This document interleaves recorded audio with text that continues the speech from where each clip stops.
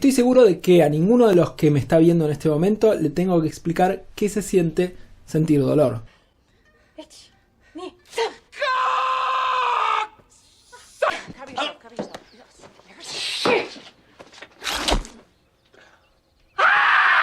Pero existe una extraña mutación genética cuyos portadores nunca en toda la vida sintieron dolor. Es decir, que esta gente literalmente no sabe qué se siente sentir dolor. La buena noticia para estas personas es que no necesitan anestesia cuando van al dentista.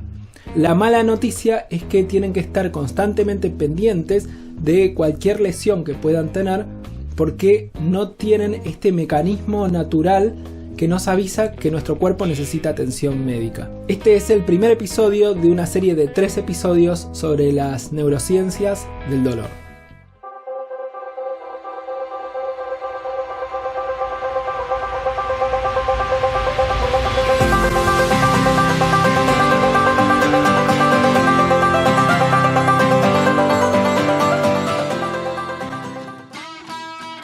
El sistema nervioso se divide en sistema nervioso central y sistema nervioso periférico.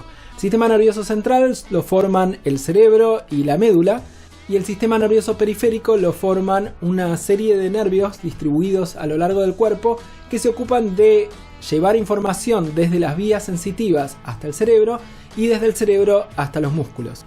Por ejemplo, las manos son una de las zonas más sensibles del cuerpo al contener miles de terminaciones nerviosas. Cuando tocamos algo, la información sobre la textura o la temperatura se transmite por algunos nervios hasta el cerebro. Las neuronas sensitivas del tacto transmiten un único tipo de información. Por ejemplo, las neuronas que registran y transmiten la sensación de temperatura no emiten información sobre la textura. ¿Y qué pasa cuando nos quemamos? Lo más intuitivo sería pensar que las neuronas que transmiten la sensación de calor, cuando ese calor es muy intenso, producen una señal muy intensa que el cerebro interpreta como señal de dolor, señal de me estoy quemando. Pero no es así como funciona en realidad. Tenemos vías nerviosas separadas para el dolor y la temperatura. Vamos a verlo con un ejemplo.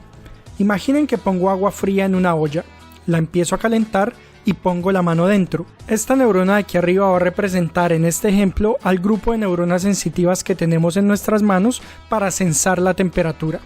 Esta otra neurona de aquí abajo va a representar al grupo de neuronas que se encuentran en nuestra mano para detectar quemaduras.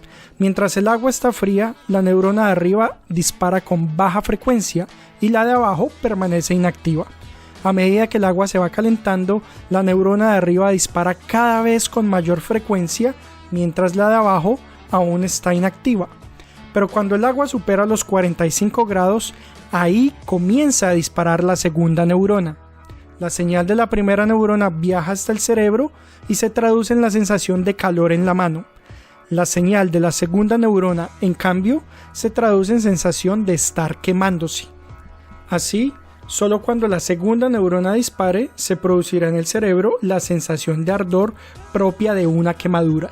Existen 4 tipos distintos de vías del dolor. Las que responden al aplastamiento, las que responden a las quemaduras, las vías polimodales, que responden a muchos tipos de estímulos distintos, y las misteriosas vías silenciosas, que serían las responsables de producirnos, por ejemplo, el dolor de panza. Existen muchas sensaciones distintas que entran en la categoría de dolor. Por ejemplo, no se siente lo mismo un ardor, un tirón de pelo, un corte, un moretón. Según cómo se activan las neuronas que registran el dolor en nuestra piel, el cerebro va a fabricar una sensación de dolor distinta.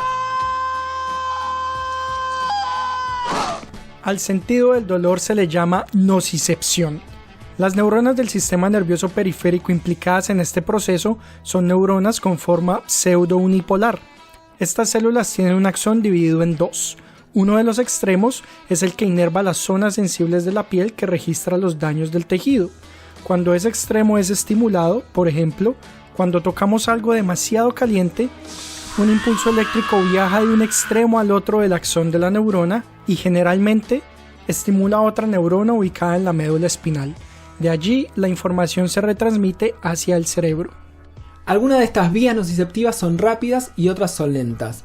La velocidad con que conduce una neurona depende del grosor del axón, mientras más grueso, más rápido, y de que esté recubierto total o parcialmente por una sustancia que se llama mielina. Mientras más recubierto está el axón de mielina, más rápido conduce. Muchas de las neuronas nociceptivas carecen parcial o absolutamente de mielina y por lo tanto son vías muy lentas. Las diferencias en la velocidad de conducción de los nervios de las vías del dolor son muy notables. Hay vías, por ejemplo, que conducen a 1 metro por segundo y otras a 30 metros por segundo, es decir, 30 veces más. Esta diferencia en el tiempo de conducción es la que genera dos tipos de dolor cuando nos golpeamos. Un primer dolor casi instantáneo y un segundo que viene más tarde y es más duradero. Un ejemplo de esto lo podemos ver en esta escena clásica de Family Guy.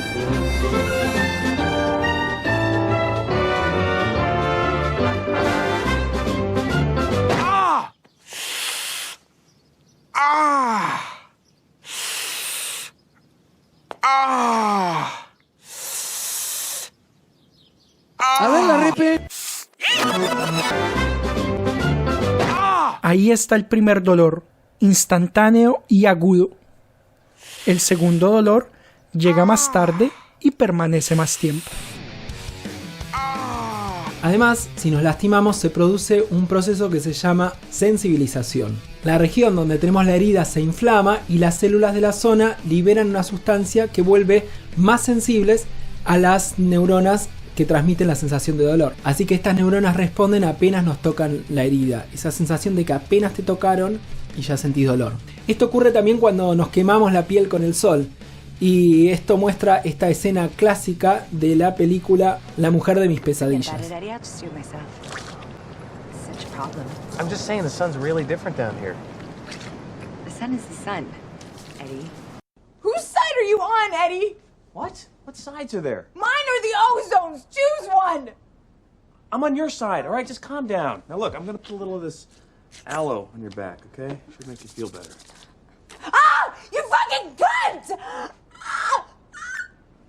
Pero ¿qué ocurriría si nuestras neuronas nociceptivas no se activaran nunca? Ni siquiera cuando tenemos una herida. Existe una condición genética muy rara que produce un cuadro que se llama indiferencia congénita al dolor. Básicamente son personas que pueden usar el tacto como cualquier otra persona, pero que son incapaces de sentir dolor. My name is Stephen Pete, and I was born unable to feel pain. One incident that I remember is breaking my foot on my birthday, and it was swollen and bruised. So I took some duct tape and duct taped my foot, put on a boot, so I just continued on with my day. Vivir sin dolor podría parecer una bendición, pero el dolor es una sensación necesaria para mantenernos físicamente íntegros. Aquí hay una foto de la infancia de Steven, donde se lo ve usando un casco dentro de la casa. A diferencia de cualquier otro chico de su edad, cuando Steven se golpeaba, no lloraba, y eso puede ser muy peligroso. Siendo una afección tan rara, apenas existen reportes de este tipo de casos. El primer caso médicamente registrado de esta condición data de 1933. Hasta hace muy poco tiempo no se sabía con exactitud qué lo causaba. En el año 2003 se realizó una revisión de la literatura donde se refleja la poca información sobre el tema. En pocas oportunidades se realizaron estudios de las fibras del dolor y no se había encontrado diferencias relevantes con los de personas normales. Entonces, algunos investigadores pensaron que el problema estaba en el cerebro, es decir, en la incapacidad de transformar las señales que provienen de todo el cuerpo en una efectiva sensación de dolor. Por eso, la solución de este enigma resultó bastante sorprendente cuando solo 3 años después, un equipo de investigación publicó este artículo en la revista Nature. Los investigadores estudiaron 3 familias pakistaníes en las que algunos de sus miembros presentaban indiferencia congénita al dolor y encontraron cuál era el gen responsable. Se llama SCN9A y codifica una parte de una proteína llamada NAB1.7. Esta proteína es un canal de sodio que se expresa en la mayor parte de las neuronas nociceptivas y es imprescindible para que respondan a estímulos. Cuando un estímulo activa una de estas neuronas, por ejemplo si nos quemamos, se produce una pequeña corriente en el terminal sensitivo de la neurona.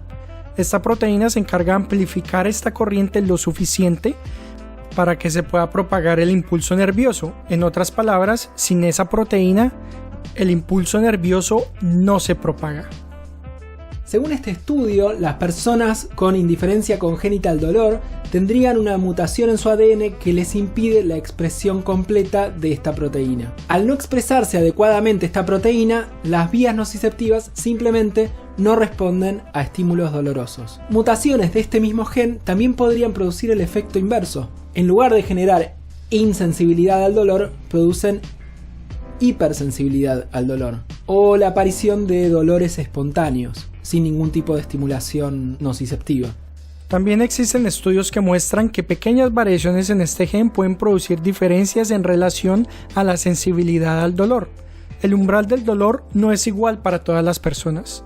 Algunas personas no son insensibles al dolor, pero lo soportan bastante bien, mientras que otras sufren mucho cuando se lastiman. Estas diferencias, en parte, parecen explicarse por variaciones naturales de este gen. Muchas gracias una vez más por ver completo el video. Dejo nuestras redes sociales para quienes nos quieran seguir. Los invito a suscribirse a este canal y a visitar el canal Science Log. Y los veo muy pronto con la continuación de esta serie sobre neurociencias del dolor.